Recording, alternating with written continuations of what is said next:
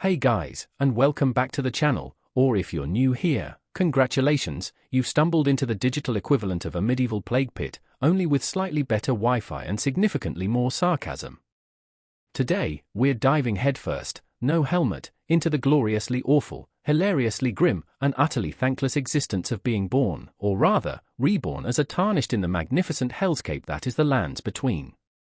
So grab your lukewarm estus, or whatever lukewarm beverage you prefer, dim the lights, maybe light a suspiciously smelling candle to get in the mood, and prepare to question all your life choices, especially if one of them was thinking, becoming a hero in a fantasy world sounds like fun. Oh, you sweet summer child. If you like your history, or in this case, your fictional misery, served with a side of existential dread and a hefty dollop of dark humor, make sure to obliterate that like button, subscribe if you haven't already, and ding that little notification bell so you don't miss our next descent into madness. And hey, drop a comment below telling us where you're watching from and what fresh hell you'd like us to explore next. We love hearing from you, our fellow connoisseurs of catastrophe. Now, let's talk about the Tarnished. The very name sounds like something you'd find on a discarded piece of silverware at a particularly depressing flea market, doesn't it? Tarnished, stripped of grace. Exiled. Dead, yet alive. It's got all the poetic gloom of a goth teenager's diary, but with the added bonus of giant lobsters trying to snip off your sensitive bits. So, you awaken, probably in a damp, drafty chapel or some equally uninviting hole, with a vague sense of purpose and an even vaguer sense of why your fashion sense suddenly involves rusty armor and the aroma of centuries-old despair. The greater will, that ever-so-benevolent cosmic entity, has apparently decided you're back in the game. Arise now, ye tarnished, some disembodied voice booms, probably forgetting to mention the fine print, which includes, but is not limited to, constant evisceration, psychological torment, and the distinct possibility of being curb-stomped by a sentient pot. You're told about the guidance of grace, this ethereal golden light that's supposed to lead you to glory. Spoilers, it mostly leads you to heavily armed monstrosities who view you as a walking sack of runes, which, to be fair, is pretty much what you are. This grace is less like a helpful GPS and more like that one friend who gives terrible directions but insists they know a shortcut, which invariably ends with you stuck in a bog surrounded by angry, oversized wildlife. And let's not forget the most immediate and iconic problem facing many of your kind, you're maidenless now. In our world, that might just mean you're having a dry spell. In the lands between, it's a critical operational deficiency. No finger maiden, no way to turn those precious, hard-earned runes, the souls of your enemies, by the way, so you're basically trafficking in spiritual currency, into actual strength. You're just collecting misery points with no way to cash them in. Imagine going to work every day, getting screamed at by your boss, bitten by the office dog, and then finding out your paycheck is just monopoly money. That's the maidenless life, at least initially. You step out into Limgrave, and for a glorious 30 seconds, you might think, hey, this isn't so bad. Green grass, fluffy sheep, a big shiny tree in the distance. And then a 50-foot-tall golden knight on a similarly oversized steed, who apparently missed the memo about not attacking fresh spawns, charges at you with the unholy fury of 1,000 tax auditors. That's the tree sentinel, your first, brutal lesson in humility and the art of the strategic retreat, which usually involves screaming and running in the opposite direction until your stamina bar whimpers for mercy.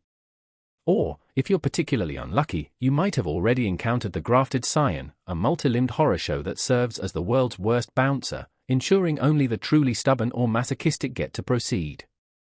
Congratulations, you've survived your first 5 minutes. Your reward?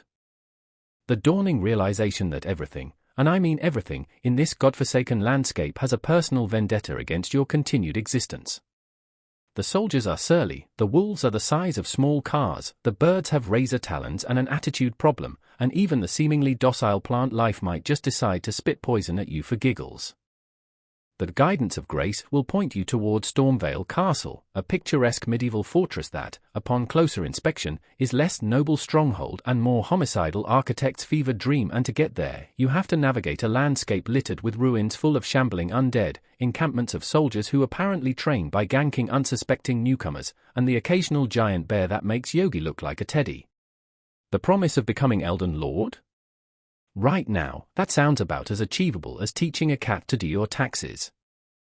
Your primary concerns are more along the lines of where can I find a slightly less rusty sword, and is that bush looking at me funny? The initial shock of being a Tarnished isn't just the danger, it's the sheer, overwhelming sense of being utterly unprepared and profoundly unwelcome. You're not a hero on a grand quest, you're a cosmic mistake, a glitch in the divine matrix, brought back for reasons that are, at best, murky, and at worst, deeply sinister. The Lands Between doesn't roll out the red carpet, it rolls out a carpet of spikes, poison traps, and disapproving stares from creatures that really, really wish you'd just stayed dead. And the best part? This is just the beginning. Oh, the places you'll go, the horrors you'll see, the countless, inventive ways you'll be unceremoniously dispatched back to the nearest site of grace, which, by the way, are often located just inconveniently enough to make your corpse run a delightful little jaunt through enemy territory. So, welcome to the club, champ. Membership benefits include chronic anxiety, a perpetually empty healing flask, and a deep, abiding suspicion of anything that moves. Or doesn't move.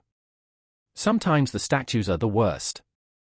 This no grace situation, it's not just a status effect, it's a lifestyle.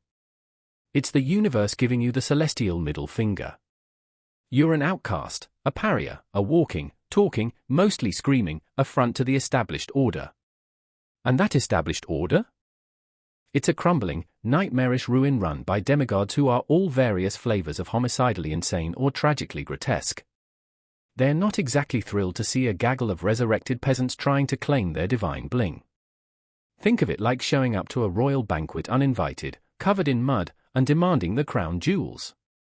The bouncers, in this case, have names like Margit the Fell Omen, and they hit like a freight train carrying a cargo of anvils. Your lack of grace also means you're cut off from the direct blessings of the Erd Tree, that colossal, glowing beacon of, well, something. It's pretty, sure, in a giant, possibly parasitic, otherworldly tree kind of way. But its grace isn't for you, not anymore. You're scrounging for scraps, for echoes of power, while those still favored live in blissful, often violent, ignorance of your plight. The very air seems to crackle with a power you can't quite touch, a feast you're not invited to. And the local wildlife? They can sense it. You reek of gracelessness. It's like metaphysical that attracts every ravenous beast and opportunistic bandit within a 5-mile radius. The sheep might look fluffy, but they're judging you. The eagles are definitely judging you. Even the crabs, those scuttling abominations of shell and claw, seem to look at you with a particular disdain, as if to say, another one. Can't you people just stay dead? It's a constant, grinding assault on your dignity, if you even had any left after waking up in that musty crypt. The world is beautiful, in a stark, desolate, everything here will kill you kind of way, but you don't get to enjoy the scenery. You're too busy dodging, weaving, and desperately searching for that next sight of grace, those little bonfires of temporary sanity in a world gone mad. And the guidance they offer? It's a whisper, a vague suggestion. Go that way, towards certain death, thanks, grace. Super helpful. You're essentially a supernatural gig worker in a hostile economy, paid in exposure to pointy things, and expected to fix a world that's fundamentally, irrevocably broken, all without any real support system or dental plan. So yeah, being tarnished? It's not just a tough gig. It's a cosmic joke, and you're the punchline, repeatedly, ad nauseam, until you either git good or go completely, gibbering mad. Good luck with that. You'll need it. And a bigger sword. Definitely a bigger sword. The very concept of heroism gets warped and twisted in this place. You're not saving princesses, you're rummaging through corpses for slightly less tattered trousers. You're not vanquishing evil for the good of the realm, you're desperately trying to accumulate enough magical MacGuffins to maybe, just maybe, not get instantly vaporized by the next oversized monstrosity that looks at you funny. The romantic notions of chivalry and Elden Ring do? They die a quick, brutal death the first time a pack of dogs chews off your ankles or a hidden archer turns you into a human pincushion from 100 yards away. This isn't a power fantasy, it's a survival horror game where the main character forgot to read the instruction manual and is severely under-equipped for the sheer, unrelenting awfulness of it all. And the other Tarnished you meet? Don't expect a welcoming committee or a support group. Most of them are just as desperate, broken, or murderously opportunistic as everyone else. Some might offer cryptic advice, usually after you've already blundered into whatever trap they were vaguely warning you about. Others will try to stick a knife in your back for your meager collection of runes. It's a dog-eat-dog, or rather, tarnished-eat-tarnished world out there. Trust is a luxury you can rarely afford, and companionship is as fleeting as a full stamina bar during a boss fight. The solitude, the constant threat, the feeling of being a tiny, insignificant speck in a universe that actively despises you, it's a heavy burden to bear, especially when your shoulders are already sore from carrying that comically oversized rusty axe you found in a ditch. So, yeah, that initial arise now moment? It's less a call to glory and more a rude awakening into a nightmare from which there is, for a very long time, no escape, only temporary respites before the next inevitable, often humiliating, demise. Welcome to the lands between, Tarnished. Try not to die too much. Now, let's talk about your new, involuntary full-time occupation, your grisly 9-to-5, your eternal damnation subscription service, dying. Oh, you will die. You will die in ways you haven't even conceived of yet. You'll be stabbed, slashed, bludgeoned, poisoned, immolated, eaten, cursed, impaled, shot, crushed, dismembered, and occasionally, just for variety, you'll fall off a cliff because you were too busy admiring the view or, more likely, running screaming from something with far too many teeth. Death in the lands between isn't a solemn, dignified affair. It's a slapstick routine choreographed by a sadist. One moment you're bravely charging a slightly too large rat, the next you're a red smear on the cobblestones, your precious runes scattering like confetti at a particularly depressing party. Visual, rapid montage of various comedic and brutal tarnished deaths, falling, giant foot stomp, fire, poison, etc. The sheer creativity the world employs in unaliving you is almost commendable, if it weren't so personally inconvenient. You'll learn to identify the telltale signs, the glint of a hidden archer, the rumble of an approaching giant, the ominous clicking of a lesser kindred of rot. Don't ask, just run. But often, death comes swiftly, unexpectedly, and with a complete disregard for your current quest objectives or your rapidly fraying sanity. And the best part? You get to do it all over again. That's right, thanks to the dubious blessing of being tarnished, death is not the end. It's merely a temporary setback, a cosmic reset button that dumps you back at the last sight of grace you had the foresight to touch. Which, as previously mentioned, is often located a scenic, enemy-infested marathon away from where you just got turned into abstract art. So, you get to enjoy the corpse run, a delightful little tradition where you sprint, dodge, and pray your way back to the spot of your untimely demise, hoping to reclaim those lost runes before some opportunistic scavenger spirit absconds with them, or, more likely, before you die again trying to get them, thus losing them forever. It's a cycle of frustration, humiliation, and occasionally, against all odds, triumphant reclamation, usually followed by immediately dying to the same thing that killed you the first time because you got cocky. The psychological toll of this endless loop of fatality and resurrection cannot be overstated. Each death chips away at your resolve. Each trek back to your bloodstain is a monument to your failure. You'll start to see sights of grace not as beacons of hope, but as taunting reminders of your own inadequacy. Oh, back again, are we? They seem to whisper. Didn't last long, did you? The enemies, meanwhile, have reset, reloaded, and are probably taking bets on how quickly you'll impale yourself on their spear this time. There's no learning curve for them, they're eternally vigilant, eternally hostile, and eternally amused by your futile struggles. And the variety! Oh, the glorious, horrifying variety of ways to meet your maker. You can be ganged up on by a pack of emaciated dogs, which is just embarrassing. You can be incinerated by a dragon when you thought you were just exploring a nice, quiet ruin. You can be ambushed by invisible assassins in a snowfield, because of course, why wouldn't there be invisible assassins in a snowfield? You can be grabbed by a giant hand a la King Kong and slammed into the ground until you're flatter than a limgrave pancake. You can be afflicted with scarlet rot, a delightful condition that slowly eats you from the inside out, turning your triumphant victory into a desperate search for a crafting recipe for preserving boluses. You can be headbutted off a narrow ledge by a goat. Yes, a goat. Don't underestimate the goats in the lands between. They have a mean streak and excellent spatial awareness, especially when it comes to your proximity to a bottomless chasm. The sheer ignominy of some of these deaths is what truly stings. It's one thing to fall valiantly in battle against a demigod, it's quite another to be pecked to death by a flock of angry birds because you accidentally trod on their nesting ground, or to misjudge a jump and plummet into a ravine for the 17th time in a row.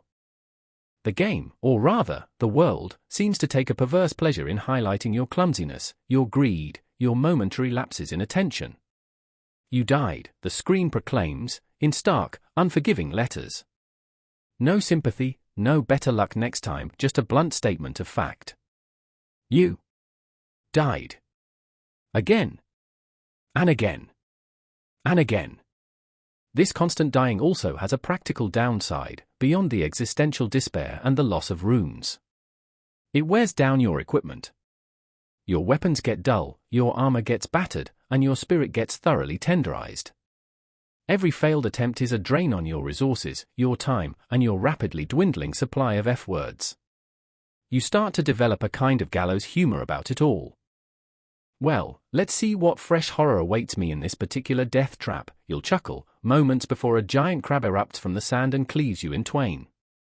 You'll begin to anticipate the ambushes, the traps, the gotcha moments, and still, you'll fall for them, because the lands between is nothing if not persistent in its efforts to make your life a living hell. Or, rather, a dying hell. Repeatedly. The sound of your character's death cry will become a familiar, if unwelcome, part of your daily soundscape. The sight of your spirit form floating back to a site of grace will be as common as sunrise, though considerably less cheerful. You'll know the layouts of certain enemy encampments not because you successfully cleared them, but because you've died in every conceivable corner of them. You'll develop an intimate relationship with the load screen, your brief purgatory between humiliations. And just when you think you've seen it all, just when you think you've mastered a particular area or enemy, the game will throw a new, even more ludicrous method of execution your way. A giant sentient ball that rolls over you. A magical trap that teleports you into the middle of a high-level area where even the squirrels can one-shot you. A flaw that simply isn't there. The lands between is an OSHA inspector's worst nightmare and a slapstick comedian's dream. The lack of dignity is perhaps the cruelest cut. There's no heroic sacrifice, no noble last stand, most of the time. It's just you, face down in the muck, wondering how you let that giant land octopus get the drop on you again. Your legacy isn't one of valor, but of a long, long list of increasingly creative ways to get got. And through it all, the world remains indifferent. The demigods continue their squabbles, the monsters continue their patrols, and the merchants continue to charge exorbitant prices for basic necessities, utterly unfazed by the trail of your corpses littering the landscape. You are, in the grand scheme of things, utterly expendable, easily replaceable, just another tarnished soul banging their head against the blood-soaked walls of this cursed realm. So, embrace the suck, I guess. Learn to laugh at the absurdity of it all. Because if you don't, the only other option is to curl up in a ball by a site of grace and weep, and trust me, there are things in the lands between that will happily interrupt that for a quick snack. This cycle of death, it fosters a strange kind of resilience, or perhaps just stubbornness. You keep getting back up, not because you're brave, but because what else are you going to do? Stay dead? Apparently, that's not an option the Greater Will is currently offering on its celestial subscription plan. So you learn, incrementally, painfully. You learn to time your dodges, to parry, badly, at first, to recognize attack patterns, to not stand in the fire, or the poison, or the death-blight swamp. Each death is a lesson, albeit a very harsh and unforgiving one. The tuition is your runes and your sanity. But slowly, glacially, you might, just might, start to die a little less. Or at least, you'll find new, more interesting ways to die in slightly further flung locations. Progress. It's all about perspective, isn't it? And the perspective from 6 feet under, looking up at the boots of the thing that just killed you, is certainly unique. It also makes those rare moments of success, those hard-won victories against a particularly troublesome boss or a gauntlet of infuriating enemies, feel all the sweeter. You didn't just win, you conquered death itself, albeit temporarily. You spat in the eye of the Grim Reaper, or whatever passes for him in this messed-up world, and lived to tell the tale, or at least to die another day. The constant threat of instant annihilation keeps you on your toes, or at least, perpetually hunched over in a state of paranoid vigilance. It makes the quiet moments, the brief glimpses of beauty in a decaying world, all the more poignant. Because you just know, that around the next corner, or behind that suspiciously large rock, death is waiting, probably sharpening its scythe and chuckling to itself. So, to all you aspiring Tarnished out there, my advice is simple: get used to the taste of dirt. It's going to be a recurring flavor in your new, very short, and frequently repeated life. And maybe invest in some knee pads. You'll be spending a lot of time on the ground. It's not a bug, it's a feature. A soul-crushingly repetitive, often hilarious, always infuriating feature. Alright, so you've mastered the art of dying in increasingly spectacular ways, and you've come to terms with the fact that grace is basically the universe's sarcastic suggestion box. What about the lovely holiday destination you find yourself in? Oh, the lands between. Sounds idyllic, doesn't it? Like a charming bed and breakfast run by ancient gods. Well, let me tell you, the brochures lied. This place isn't just a fixer-upper, it's a condemned ruin built on a cursed burial ground, next to a toxic waste dump, in the middle of a never-ending war zone. It's the ultimate crap sack world, a theme park of misery designed by a committee of fallen angels with a particularly twisted sense of humor. Visual, a travel brochure-style montage, starting idyllic then quickly devolving into horrific scenes from each area mentioned. You start in Limgrave, and as I mentioned, it tries to lull you into a false sense of security. Oh, look, a butterfly. Some trees. Maybe this won't be so bad.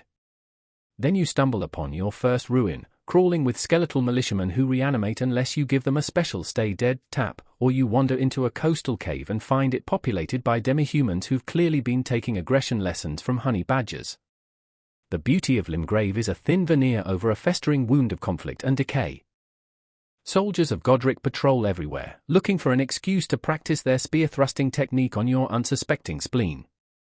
And Stormvale Castle, looming in the distance? It's a masterpiece of defensive architecture, meaning every single brick is probably designed to either fall on your head or conceal an archer.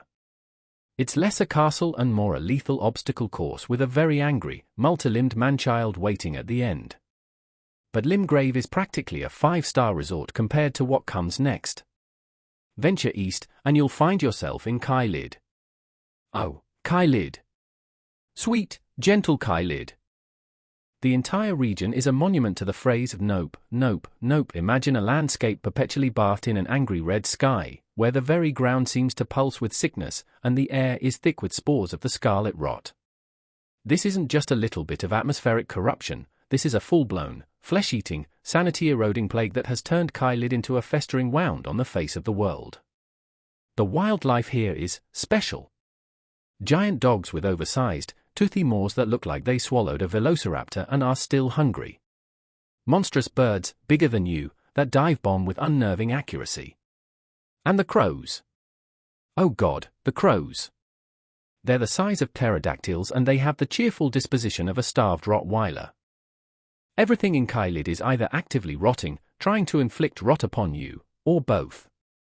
The soldiers here are mad-eyed fanatics, their armor stained crimson, their bodies twisted by the very plague they're supposed to be fighting.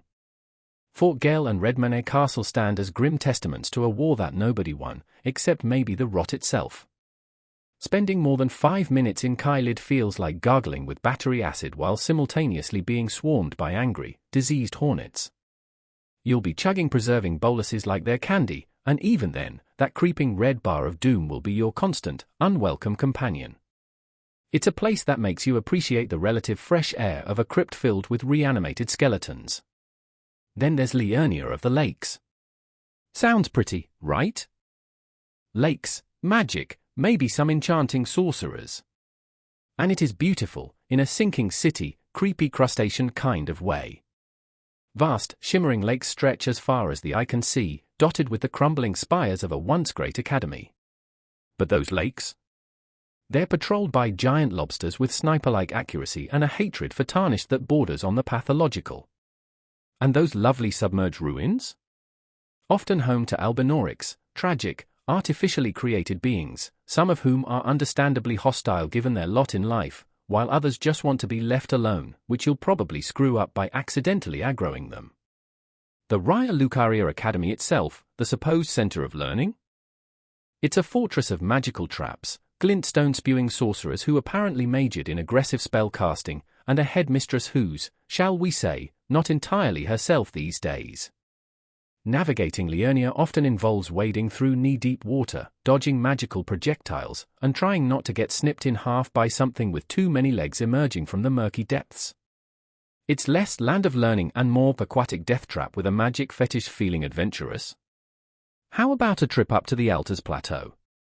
To get there, you might have to brave the ruin-strewn precipice, a delightful vertical climb involving rickety wooden platforms, bat-like harpies, and the constant, loving threat of gravity. Or you could try the grand lift of Dectus, assuming you can find both halves of the medallion and don't get ambushed by the heavily armored guardians who apparently don't like people using public transport. The Altars Plateau itself is a land of golden hues and perpetual warfare. Legions of Lendl soldiers clash endlessly with what's left of the local armies. The landscape is scarred by fortifications, siege engines, and the detritus of a conflict that's been grinding on for ages. It's grand, it's majestic, and it's utterly lethal. Every scenic overlook probably has an archer on it. Every copse of trees likely conceals a patrolling knight just itching to introduce his greatsword to your face. And at the heart of it all, Lendl, the royal capital. A city of breathtaking scale and equally breathtaking danger. It's a multi-layered maze of gilded ramparts, dragon corpses, and fanatical defenders. Getting to the Erd Tree is less a noble pilgrimage and more an exercise in urban warfare against an army that really doesn't want you redecorating the throne room. But wait, there's more. For the truly masochistic traveler, might I suggest a jaunt to Mount Gelmir? Home to Volcano Manor, this fiery, inhospitable region is exactly as pleasant as it sounds. Rivers of lava, ash-choked skies, and creatures that look like they crawled out of a particularly gruesome biblical passage. Abductor virgins, those wheeled, Iron Maiden-esque contraptions, will try to scoop you up and deliver you to a fiery doom. Fire slugs, fire monks, and things that are just generally on fire and angry about it. Volcano Manor itself is home to a charming group of tarnished hunters who believe in a rather heretical interpretation of joining the family. It's a place where the ambient temperature is the surface of the sun and the locals are all auditioning for roles in a heavy metal opera. And if all that wasn't enough to quench your thirst for misery, there's the Forbidden Lands, leading to the mountaintops of the giants. Think Siberia, but with more giants, more blizzards, and more things that can kill you with ice. Visibility is often zero. The pathways are treacherous, and the local wildlife includes frost-breathing trolls and aggressive, oversized ants. It's a desolate, frozen wasteland where the main attraction is hypothermia and the ever-present threat of being flattened by something enormous you didn't see coming through the snow. And beyond that? The consecrated snow field, an optional area of such pristine, untouched horror that you almost have to admire its commitment to being awful. It's a vast, featureless expanse of white, where blizzards reduce your vision to about 3 feet, and invisible assassins on equally invisible spectral steeds hunt you relentlessly. Oh, and there are giant, spectral bears. Because of course there are.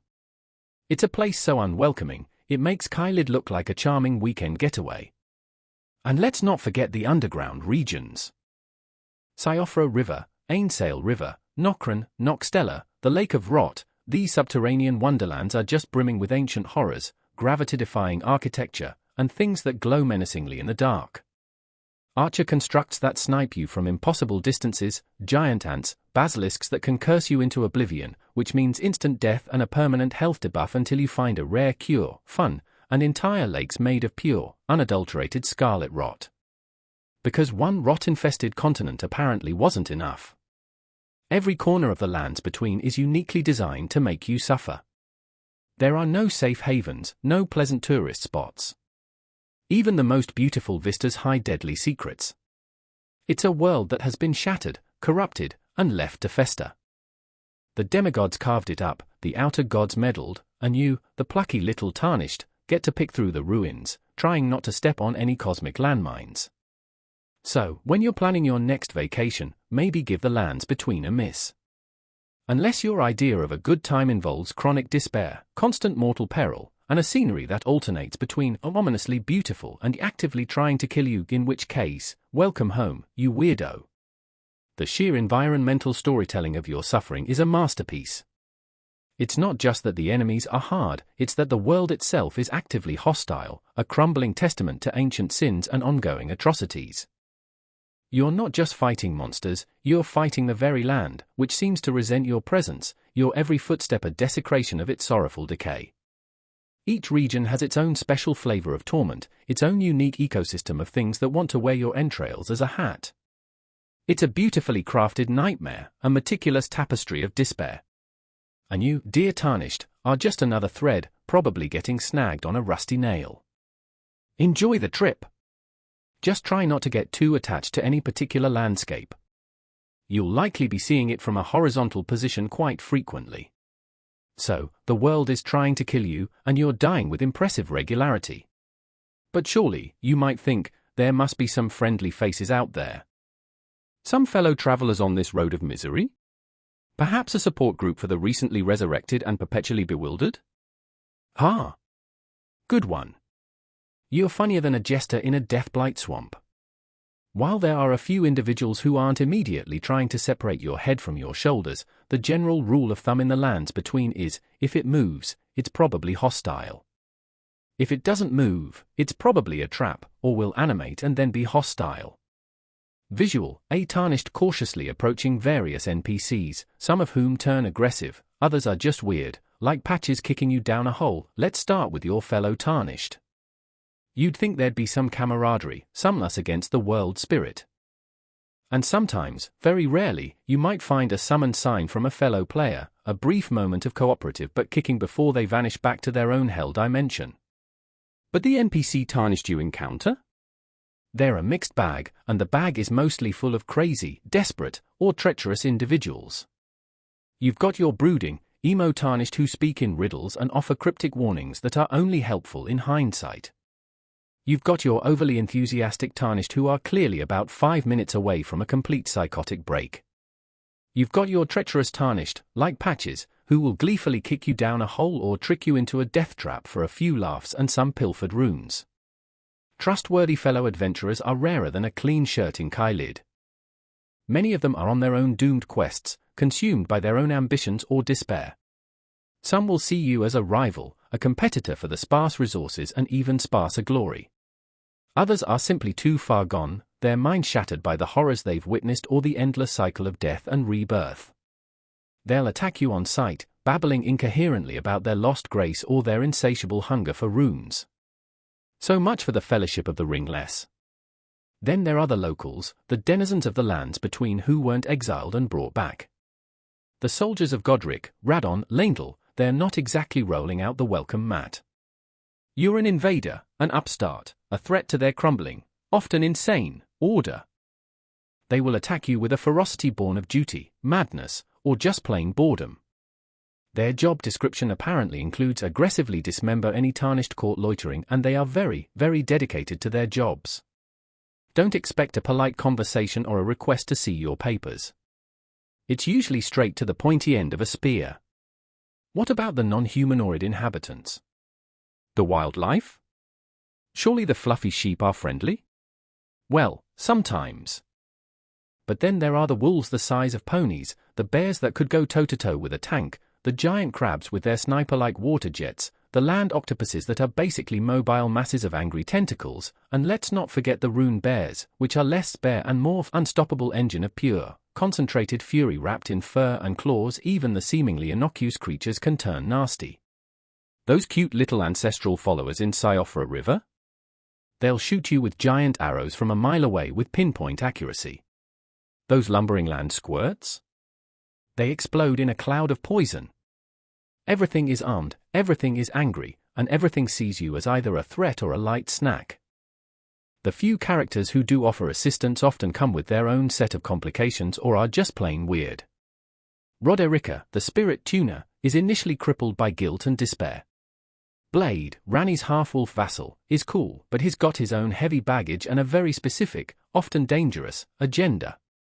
Alexander, the Iron Fist, is a giant sentient pot who gets himself stuck in holes and needs you to whack him free with a large weapon, which is just peak lands between. Merchant Caelid is one of your first friendly faces, and he's mostly just trying to make a living in a world gone mad, but even he has his secrets and his sorrows.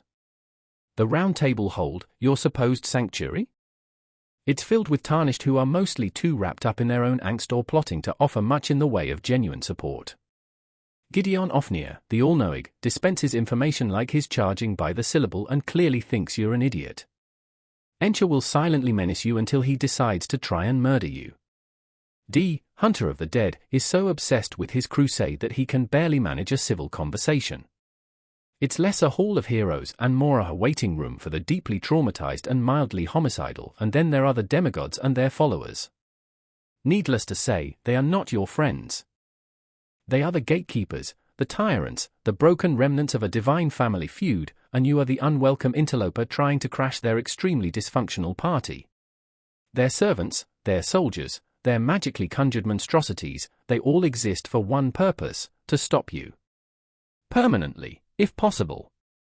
The very few who might seem to offer an alternative path, like Rykard at Volcano Manor, are usually peddling something even more horrifying than the status quo. Join the Serpent King and defile the very order of the world. Great, thanks, I'll take my chances with the giant lobsters, at least their motives are straightforward. Even the creatures that seem neutral or passive often have a hidden trigger. Wander too close to that sleeping dragon? Congratulations, you're now a shish kebab. Disturb that pack of demihumans feasting on a corpse? Hope you like being swarmed. The Lands Between is a masterclass in paranoia inducement. You'll start to suspect every rock, every tree, every suspiciously quiet corridor. Is that treasure chest actually a treasure chest, or is it a mimic waiting to chew your face off? Spoiler, always check for a chain, and even then, be suspicious. Is that glowing item an upgrade, or bait for an ambush?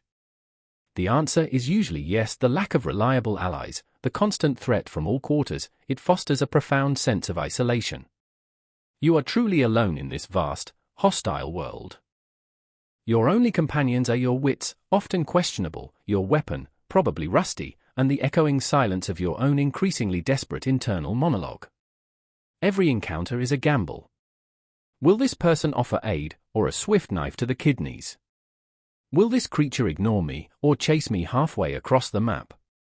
It's a social minefield where most of the minds are also sentient and armed with sharp objects. This overwhelming hostility is what makes the rare moments of connection, the few genuinely helpful NPCs, stand out so much. When someone actually offers you a quest that doesn't involve certain death for no reward, or shares a piece of useful lore without trying to simultaneously curse you, it feels like a miracle. But these moments are fleeting, oases of sanity in a desert of relentless aggression. For the most part, you're on your own, a solitary figure battling against a world that has collectively decided you need to be aggressively UN-existed. So, if you're looking for a team-building exercise or a chance to make new friends, the Lands Between is probably not the destination for you. It's more of a learn to be incredibly self-reliant or die trying kind of place. And you will die trying. A lot. Because everyone, and everything, from the lowliest rat to the mightiest demigod, has apparently signed up for the Annihilate the Tarnished fan club, and they are all very enthusiastic members. Good luck finding an ally who isn't secretly plotting your demise or about to be tragically killed off in a side quest. You'll need more than luck, you'll need a miracle, or at least a very, very big shield and a healthy dose of cynicism. The only truly reliable companion you have is Torrent, your spectral steed, and even he can get knocked out from under you at the most inconvenient moments, leaving you to face the wrath of some colossal horror on foot, which usually ends about as well as you'd expect. So yeah, friendly is not a word that gets a lot of use in the Tarnished vocabulary. Wary, suspicious, heavily armed and expecting betrayal, those are more like it. Right, so the world is awful, everyone wants you dead, and you're collecting death certificates like they're going out of style.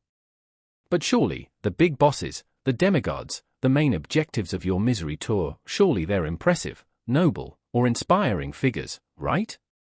Were the adversaries in your grand quest to become Elden Lord? Well, impressive in a holy crap, that thing is going to wear my skin as a honesty kind of way, yes. Noble? Not so much. Or inspiring? Mostly inspiring, or at how thoroughly messed up one family can be. These aren't your knights in shining armor or wise old kings. The demigods of the lands between are a gallery of grotesques, a dysfunctional dynasty of tragic figures, power-mad tyrants, and victims of cosmic circumstance, all of whom are extremely eager to demonstrate exactly how they earned their fearsome reputations, usually by using you as a stress toy. Visual, dramatic, slightly comedic intros for each demigod as they're described, emphasizing their horror and weirdness. Let's start with Godric the Grafted, your first major demigod hurdle, Lord of Stormvale Castle. Now, grafted is a polite way of saying this dude has a serious body image problem and a penchant for amateur surgery involving unwilling donors. He's a pathetic, whimpering coward at heart, desperate for power, who has literally stitched himself together from the limbs of his fallen enemies and probably a few unfortunate servants. He's got arms sticking out of his arms, legs where legs shouldn't be, and for his grand finale, he chops off his own arm and sticks a dragon's head on the stump. It's less fearsome demigod and more Frankenstein's monster designed by a committee of particularly disturbed art students. Fighting him is a chaotic mess of flailing limbs, desperate screams, mostly his, then yours, and the lingering smell of antiseptic and regret. He's the perfect introduction to just how far the mighty have fallen, or in his case, been haphazardly stapled together. Then you mosey on over to Liurnia, to the Raya Lucaria Academy, where you'll encounter Renala, Queen of the Full Moon. Now, Renala's story is actually quite tragic. Once a renowned sorceress and queen, she was abandoned by her consort Radagon, who, surprise, had other, more divine, commitments, and she's basically retreated into a grief-stricken fantasy world, cradling a mysterious amber egg and surrounded by her sweetings, crawling, juvenile scholars who are more creepy than cute. Your fight with her is less a battle and more a very aggressive intervention. First, you have to disrupt her Sing-Sanji trance by bopping her chanting students on the head, then she gets serious, or rather, her illusion of Rani gets serious, and unleashes a barrage of powerful sorcery and summons. She's not so much evil as profoundly broken, a beautiful, sorrowful queen lost in her own mind. Still, she'll kill you just as dead as any raging berserker. Journey to Caelid, if you dare, and you might just get an invitation to the Radon Festival. General Radon, the Star Scourge, was once one of the mightiest demigods, a colossal warrior who conquered the stars themselves. But then he got a little something called scarlet rot, courtesy of his half-sister Maidenless, family squabbles, am I right, and now he's a mindless, rot-eaten giant, wandering the wailing dunes, kept in a semblance of containment by his loyal soldiers who periodically throw a festival of battle to give him a warrior's death which he stubbornly refuses to accept. Fighting Radon is an epic, chaotic brawl where you and a small army of summoned NPC phantoms try to take down this mountain of decaying flesh and fury while he bombards you with gravity magic, giant arrows, and eventually turns himself into a literal meteor. It's spectacular, it's insane, and it's deeply, deeply sad. This once great hero, reduced to a ravening beast. Next up, for those who enjoy a bit of blasphemy with their boss fights, there's Rykard, Lord of Blasphemy, residing in the lovely Volcano Manor. Rykard decided the whole demigod gig wasn't for him and chose to merge with a giant, primeval serpent, becoming a writhing mass of coils, human faces, and molten hatred for the Erd Tree. Join the Serpent King, as family. Together we will devour the very gods, he bellows, while trying to eat you. The fight involves a special serpent hunting spear and a whole lot of dodging magma and snapping jaws. His lesser tragic figure and more a gleefully malevolent entity who's fully embraced his inner monster. Charming dinner guest, I'm sure. Then there's Morgott, the Omen King, self-proclaimed last of all kings, who guards the Erd Tree in Leyndell. Morgott is actually one of the more complex and, dare I say, sympathetic demigods, despite his grotesque omen appearance and his undying, thankless loyalty to the Golden Order that spurned him. He sees the Tarnished as upstart traitors and defends the capital with a desperate fury. He's powerful, he's agile, he wields a diverse arsenal of holy weapons and spells, and he will absolutely wreck your day, all while lamenting the foolish ambitions of those who would defile the Erd Tree. He's doing his job, a very, very unpleasant job, and you're the problem he needs to solve, usually with extreme prejudice. Of course, we can't forget Mohg, Lord of Blood. Twin brother to Morgoth, also an omen, Mohg decided to go in a slightly different, significantly creepier direction. He kidnapped his half-brother Miquella, an eternally young demigod, with the aim of becoming his consort and establishing a new dynasty, fueled by blood magic and communion with an outer god called the Formless Mother. Yeah, he's a delight. His palace is hidden in an underground blood swamp, he wields a massive, blood-soaked trident, and his attacks involve showering you in cursed blood flame while chanting in Latin. He's the kind of guy you definitely don't want to meet in a dark alley, or anywhere else, for that matter. And then, there's Maidenless, Blade of Miquella. Oh, Maidenless. Her reputation precedes her. I am Maidenless, Blade of Miquella. And I have never known defeat. You'll hear that line a lot. Probably in your nightmares. She's an incredibly skilled swordswoman, cursed with the scarlet rot, which she unleashed upon Caelid in her battle with Radon. She's elegant, she's deadly, she heals herself every time she hits you, and she has an attack called Waterfowl Dance that is the stuff of legends, a swirling flurry of slashes that can turn a full health bar into a red smear in seconds. She's arguably the toughest boss in the game, a beautiful, tragic, and utterly infuriating warrior who will test your skills, your patience, and your will to live. These are your primary targets, the great rune bearers you need to defeat to even think about becoming Elden Lord. And as you can see, they're not exactly well-adjusted individuals. They're broken, corrupted, insane, or tragically bound by duty or curse. Taking them down isn't a clean, heroic victory, it's often a messy, morally ambiguous affair. You're essentially putting down rabid dogs, or overthrowing deeply flawed tyrants, or participating in the final, bloody act of a long-running family tragedy. There's no glory in it, just a grim sense of necessity, and the acquisition of another great rune, another piece of a shattered divine puzzle. These demigods are a reflection of the world they inhabit, once glorious, now fallen, twisted into horrifying parodies of their former selves. And you, the Tarnished, are the janitor, tasked with cleaning up the mess, one gruesome, soul-crushing boss fight at a time. So when you face them, don't expect a fair fight. Expect tricks, expect overwhelming power, expect to die. A lot. Because these aren't just obstacles, they're walking, talking, or roaring, or gurgling embodiments of why the lands between suck so very, very much. They are the rotting pillars of a fallen world, and you're just the termite trying to chew through them.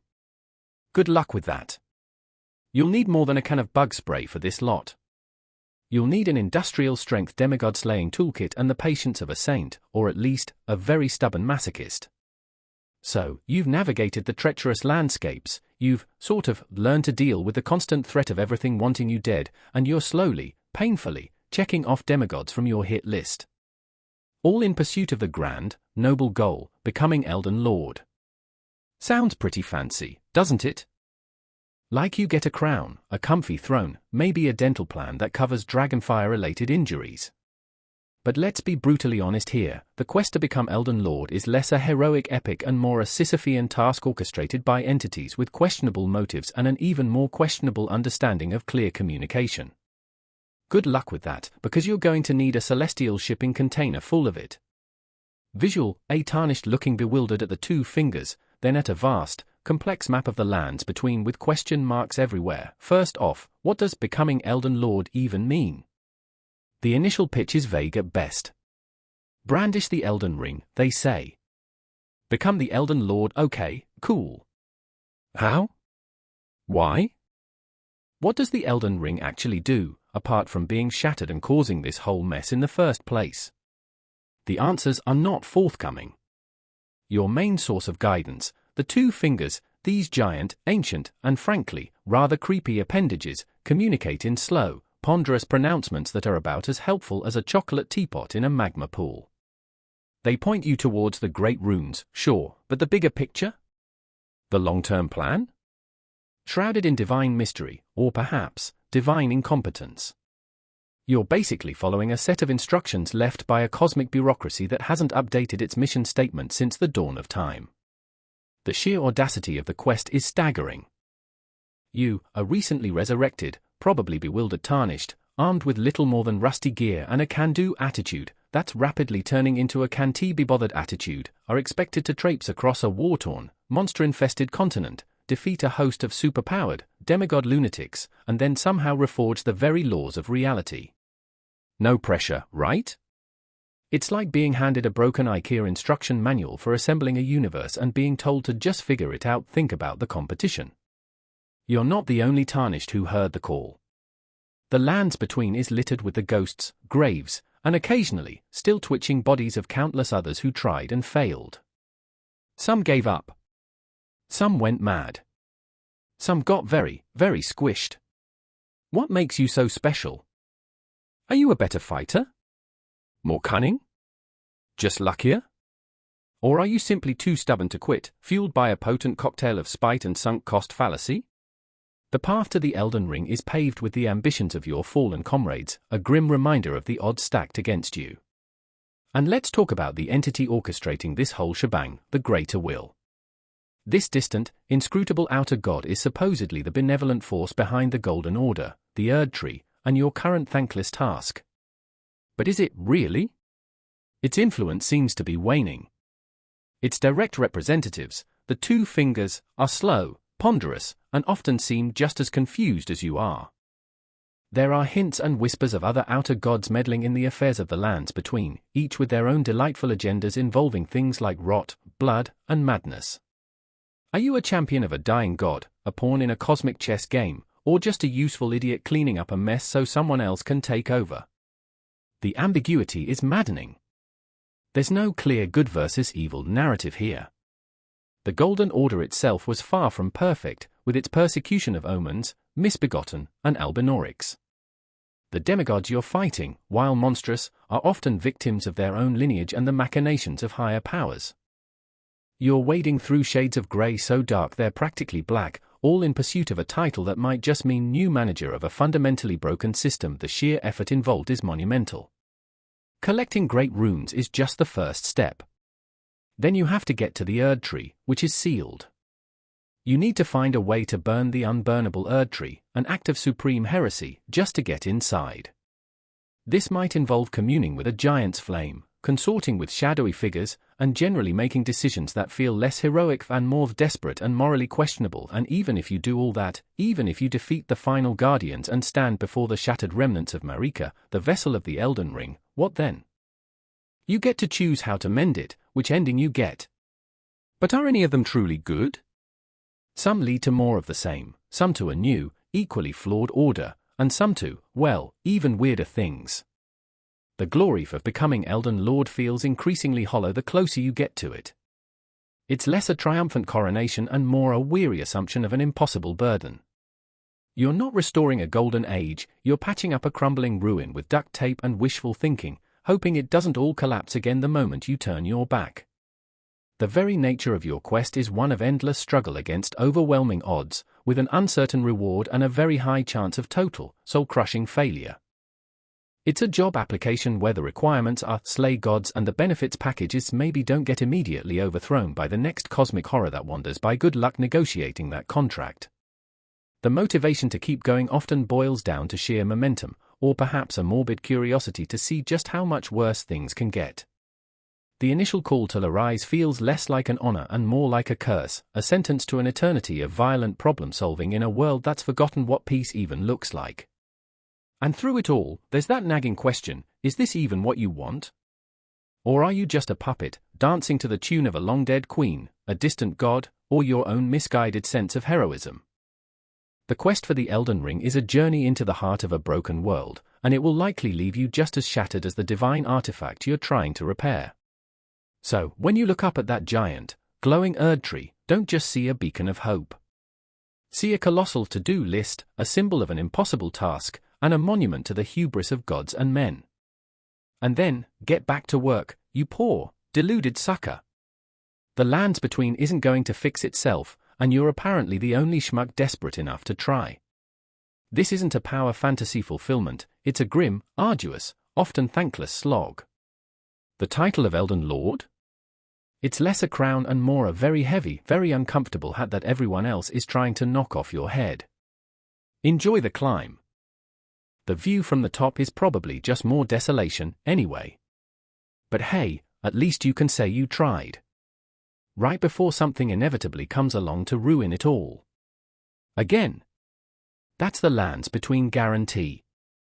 Now, let's address a particularly sensitive and oft-shouted insult you'll hear echoing through the desolate plains and crumbling ruins of this cursed world, maidenless wretch.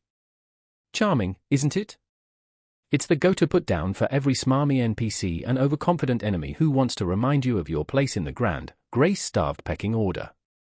But being maidenless isn't just a social stigma, a way for the universe to call you a loser. It's a genuine, practical nightmare, especially in the early stages of your miserable existence as a Tarnished. Visual, a Tarnished looking forlornly at their runes, then Var smugly calling them maidenless. Think about it. You awaken, confused, probably covered in grave dirt, and you're told you need to become Elden Lord. Great. First step? Get stronger. How do you do that? By converting runes, the literal essence of defeated foes, your grim currency, into power. And who facilitates this magical transaction? A finger maiden. These enigmatic women are conduits to the two fingers, capable of channeling that power into your very being, allowing you to level up your attributes, to go from easily squashed bug to slightly more resilient, hard to squash bug. So, what happens if you don't have one? Well, congratulations, you're stuck in tutorial mode indefinitely. You can collect all the runes in Limgrave, defeat every wandering soldier and disgruntled sheep, but without a maiden, those runes are just runes. Glittering, useless reminders of your inadequacy. You can't get stronger, you can't improve your stats, you're basically treading water in an ocean of things that want to drown you. This is the reality for many Tarnished when they first set foot in Limgrave. You're guided by a sarcastic white-masked dude named Var, who is the first to gleefully inform you of your maidenless status, practically dripping with condescension. Are you familiar with the finger maidens? No, of course not, you're maidenless, thanks, Var. Super helpful. He then helpfully points you towards Stormvale Castle, implying that maybe, just maybe, if you can survive that meat grinder, you might find a solution to your predicament. The loneliness of being maidenless is palpable. Other Tarnished seem to have their maidens, or at least the memory of one. They have a purpose, a means of progression. You? You're just wandering around, whacking things with a rusty sword, accumulating a fortune in spiritual pocket change with no way to spend it. It's like having a winning lottery ticket, but all the shops are closed, and the ticket expires at midnight, and also, there are dragons. Then, if you're lucky, or if you follow the breadcrumbs of grace, or a walkthrough, let's be honest, you might encounter Melina. She appears out of nowhere, a spectral figure with one eye closed, offering you an accord. Greetings, traveler from beyond the fog. I am Melina. I offer you an accord. She'll act as your maiden, allowing you to finally turn those hard-earned runes into strength. In return? You just have to take her to the foot of the Erd tree. Simple, right? Just a casual stroll through the most dangerous place on Earth. No big deal. Melina's arrival is a game-changer. Suddenly, you're not just flailing uselessly, you're flailing with purpose. You can level up. You can invest in vigor so you don't die in one hit. You can pump strength so your sword actually does some damage. It's a revelation. But her help is conditional, her motive somewhat mysterious. She's not your friend, she's a partner in a mutually beneficial, though incredibly perilous, arrangement. She offers cryptic lore, occasional words of encouragement or concern, and the all-important ability to not be stuck at level 1 forever. But what if you miss her? What if you wander off in the wrong direction? The game is notoriously opaque about these things. You could spend hours, days even, as a truly maidenless wretch, growing increasingly frustrated and underpowered, wondering why the world hates you quite so specifically. The insult itself, maidenless, carries a weight beyond its practical implications. It's a mark of shame, of being adrift, of lacking the essential connection that other, more successful Tarnished possess. It implies you're not worthy, not chosen, not even capable of attracting the basic support needed to survive in this brutal world. It's a constant reminder of your outsider status, your inherent wrongness in the eyes of the Golden Order and its adherents. And even when you do get Melina, the feeling of being an outcast, a tarnished, never truly leaves. You're still fighting against the grain, still an anomaly in a world that has very strict rules about who gets to be powerful and who gets to be corpse fodder. The few other options for support are equally fraught. Some Tarnished might offer fleeting assistance, a summon sign here or there. Some merchants will sell you goods. But a true, dedicated finger maiden, the kind that can unlock your potential? They are rare, and their services are not freely given. So, that taunt, maidenless wretch, it hits hard because it's often true, at least for a while. It encapsulates the initial struggle, the feeling of being utterly alone and powerless in a world that demands strength you don't yet possess. It's the universe's way of saying, you're not even qualified to suffer properly yet. Come back when you've found someone to enable your inevitable demise. It's a uniquely Elden Ring brand of humiliation, a core part of the welcome to hell population, you starter pack. And even when you overcome it, even when Melina takes you under her spectral wing, you'll never forget those early days of maidenless despair, the feeling of being adrift in a sea of pointy things with no way to fight back effectively. It shapes you, hardens you, and makes you appreciate every single stat point you earn like it's a precious, life-saving jewel. Because, well, it kind of is. So next time some omen bellows maidenless at you before trying to skewer you on a giant fork, you can at least, internally, retort, not anymore, pal. And now I have enough vigor to survive at least 2 pokes from that thing. It's the little victories, you see. The little, blood-soaked, hard-won victories. Alright, let's talk about something near and dear to every Tarnished's perpetually empty pockets, the economy. Or rather, the utter, soul-crushing lack of a functional, fair, or even vaguely sensible economic system in the lands between. If you thought a world full of monsters and mad demigods was bad, wait until you try to afford a basic sword upgrade or a handful of arrows.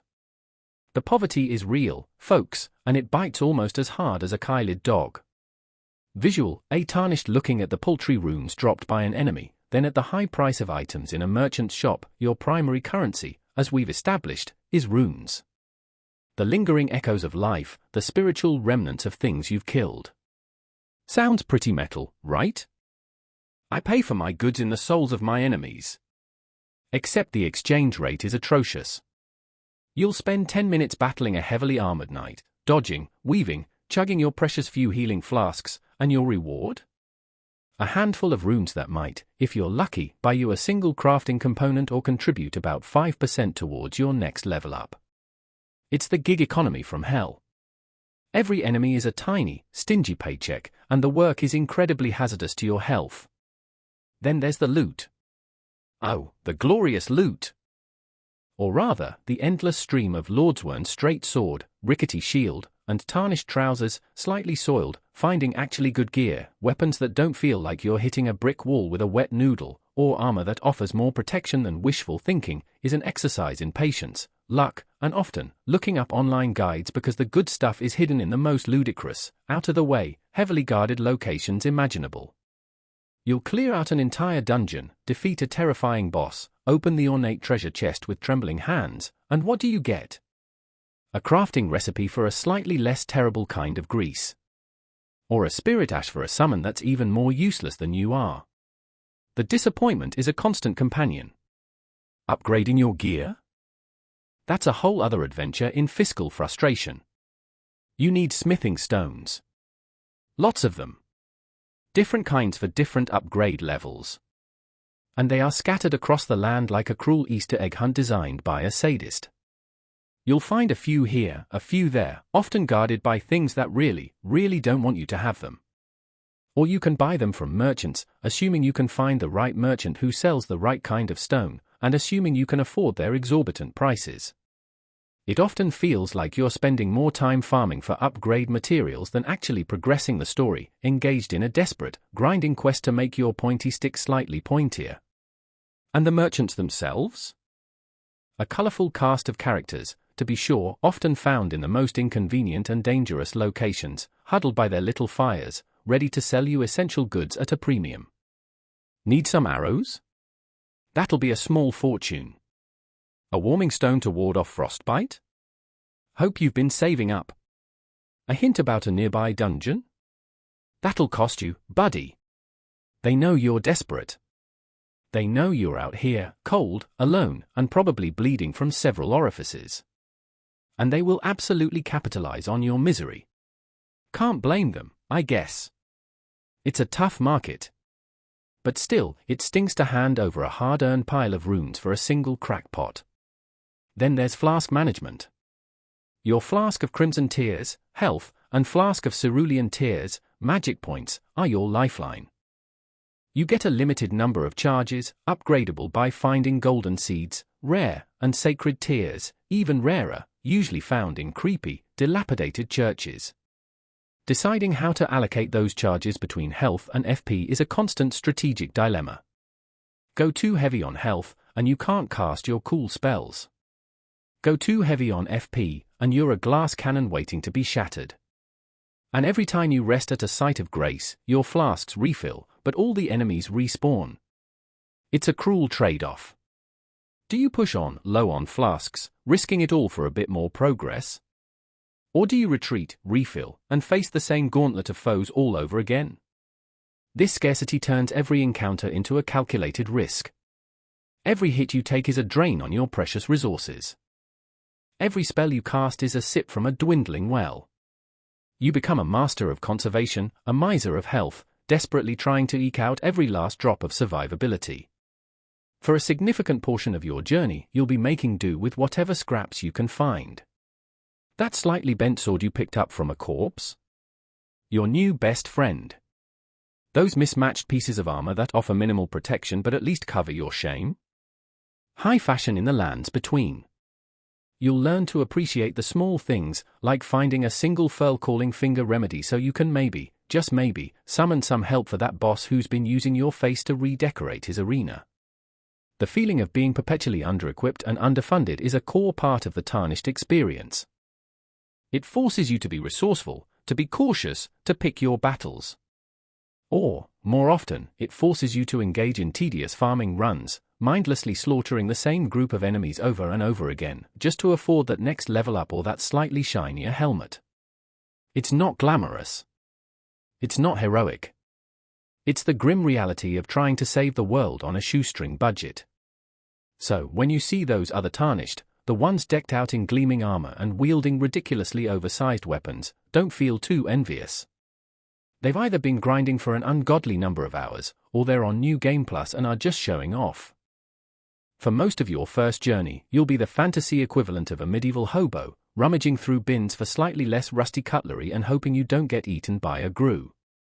The lands between doesn't have a welfare state. It has a survival of the richest, or luckiest, or most murderously efficient state. And you, my friend, are starting at the very bottom of that particular dung heap. So, count your runes carefully, spend wisely, and maybe start a piggy bank. A very, very heavily armored piggy bank. Because in this world, being broke can be just as deadly as being maidenless or graceless. It's just another layer of suck in the giant, multi-layered cake of misery that is your life as a Tarnished.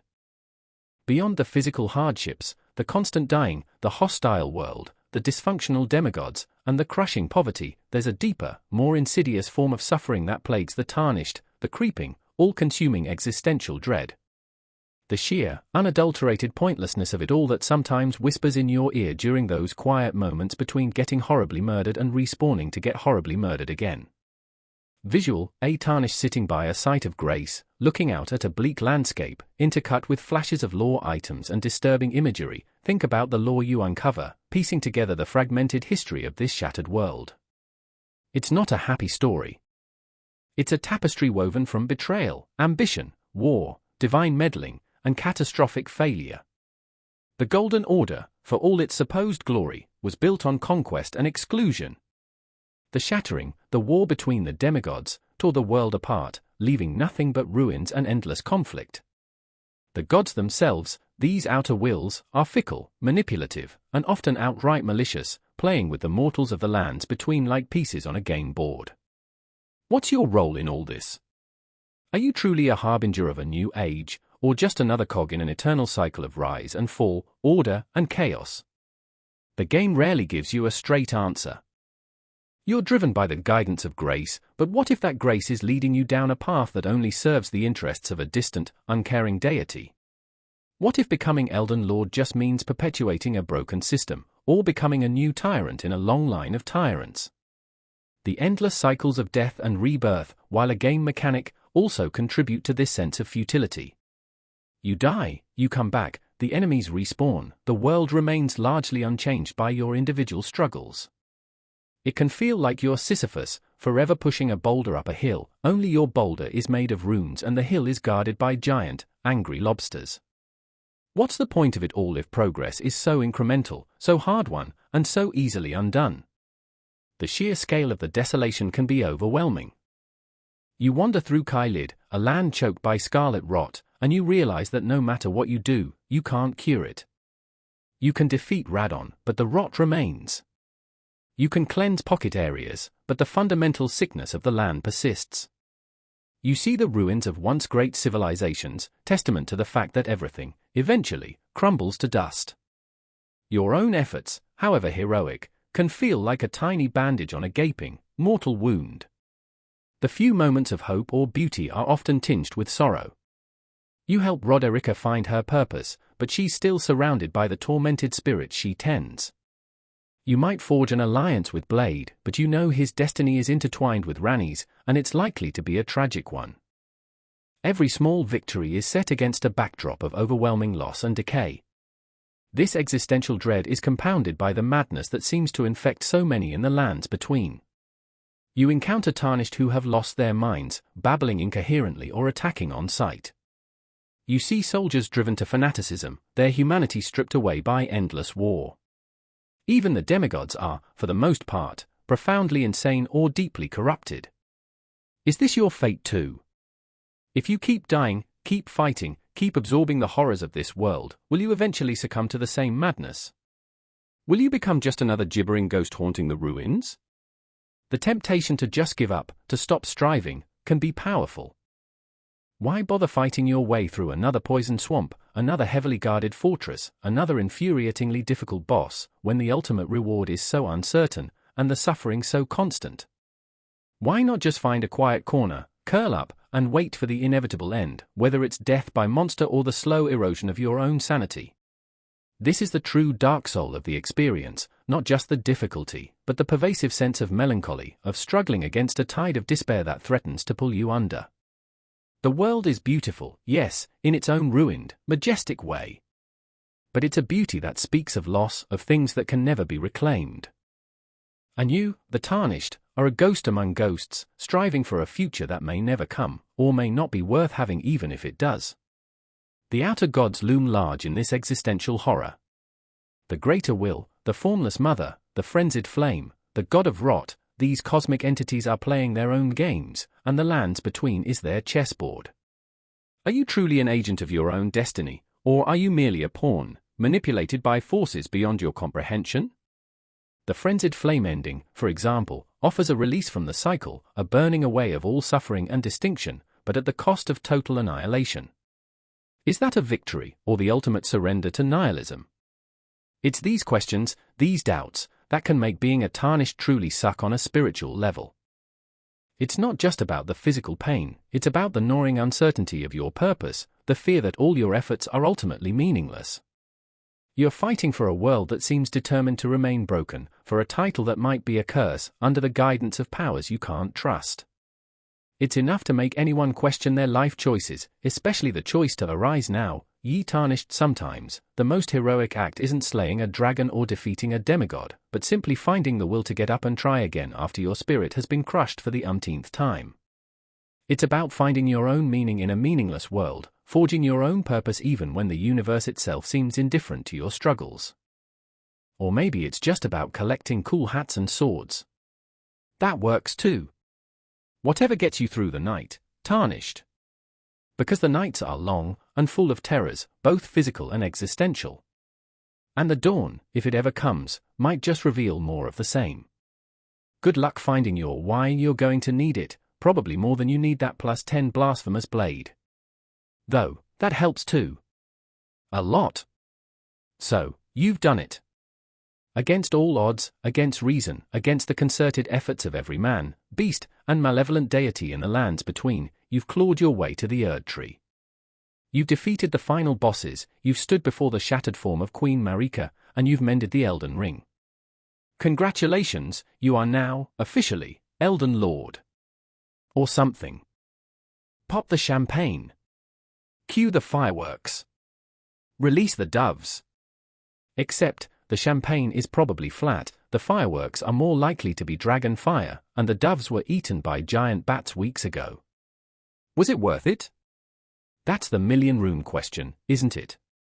And the answer, in true lands between fashion, is a resounding, maybe. Probably not. But hey, here we are, visual, the Tarnished sitting on the throne, looking a bit underwhelmed, possibly with some comical disarray around them. Cycle through a few different ending looks, let's look at what you've achieved. You become the ruler of a world that is, to put it mildly, a catastrophic mess. The infrastructure is shot, most of the population is either dead, monstrous, or insane, and the lingering influence of various outer gods is probably still causing trouble in the cosmic plumbing. Your reign is likely to be less about basking in glory and more about an endless series of crisis management meetings, assuming anyone is left to attend them. The different endings you can achieve by mending the Elden Ring with various mending runes offer different flavors of what now? The standard Age of Fracture ending?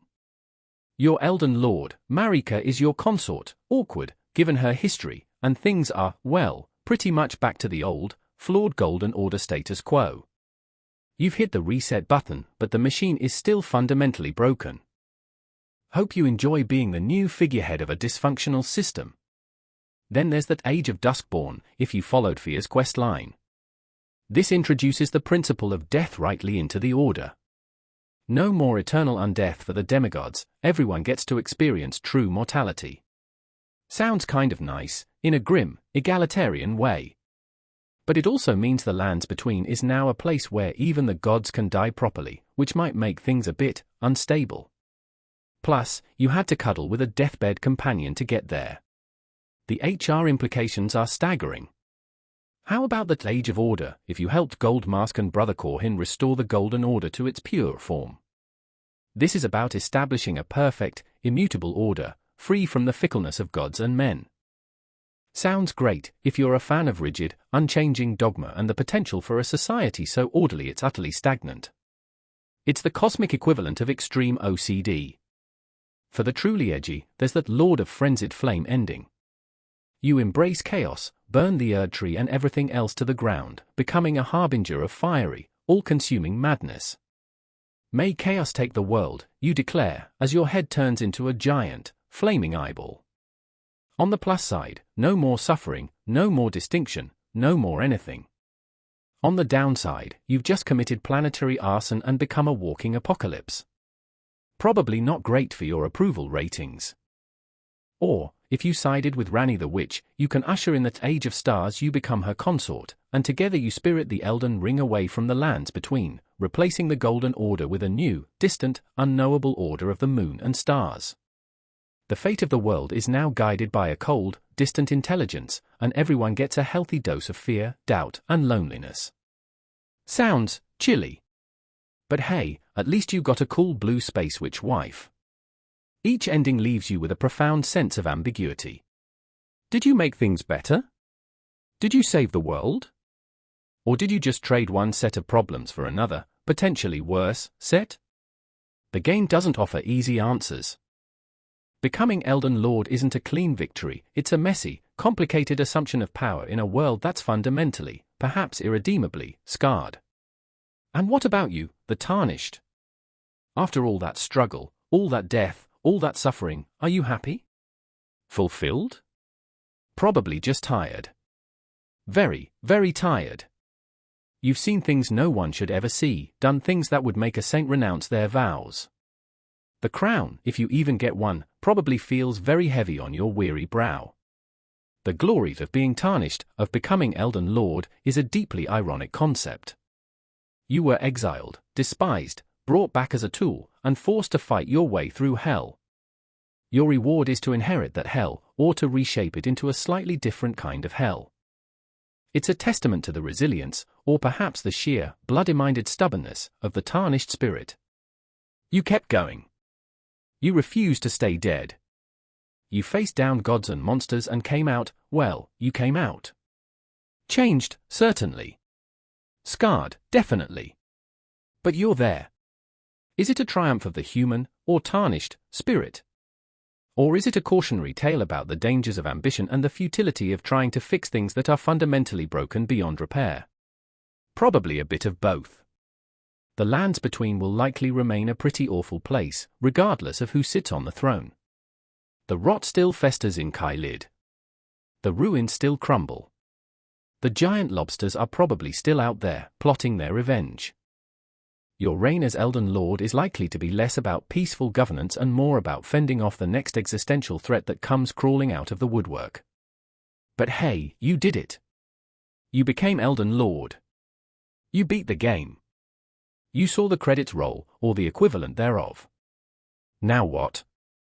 Go outside? Touch grace, the real-life kind? Or, more likely, start New Game Plus and do it all over again, because you're a masochist and the lands between, for all its awfulness, has a strange, addictive pull. So, was it worth it to be born, or reborn, as a tarnished? From a purely objective, comfort and safety standpoint? Absolutely not. It's a terrible, painful, thankless existence. But from the perspective of experiencing one of the most richly imagined, tragically beautiful, and hilariously frustrating worlds ever created? Maybe, just maybe, it was worth a few hundred, or thousand, deaths. Just don't expect a pension plan or a happily ever after. That's not how things work in the lands between. You get a cool title, a broken world to rule, and the lingering suspicion that you might have just made everything slightly worse. Congratulations, Lord and Lady of Misery. Enjoy your reign. You've certainly earned it. Or, at least, you've suffered for it. And in the lands between, that's pretty much the same thing.